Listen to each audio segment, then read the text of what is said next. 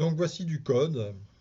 On va utiliser une nouvelle bibliothèque qui s'appelle ctype, qui permet d'utiliser des fonctions comme toUpper pour la mise en majuscule et toLower pour la mise en minuscule.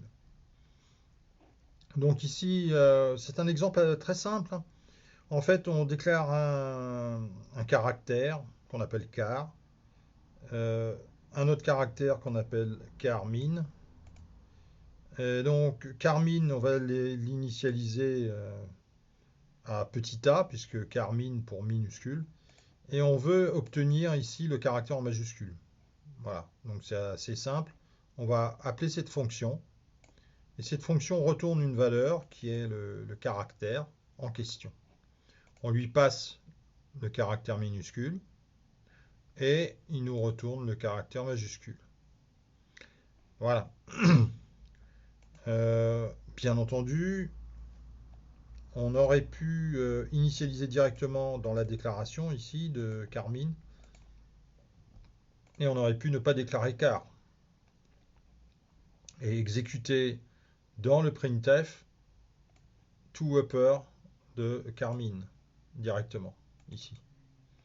On aurait gagné la déclaration d'une variable. En fait, c'est ce qu'il aurait fallu faire. Mais là, on part du principe que plus loin, on va devoir utiliser car et donc on en a besoin. Voilà. Alors on aurait pu appeler ça Carmage, ça aurait peut-être été plus logique, d'accord, puisqu'on a mis Carmine. Bon, enfin voilà.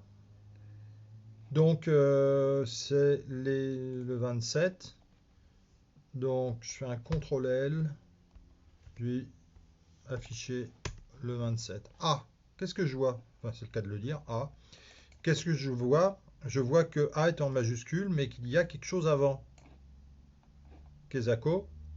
Alors, ce qui est avant, c'est /t, qui est une tabulation.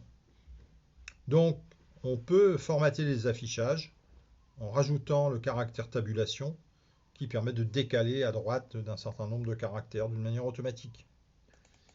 Voilà. Et le /n pour passer à la ligne. Il n'y a vraiment aucune difficulté, simplement il faut connaître ces fonctions. Voilà.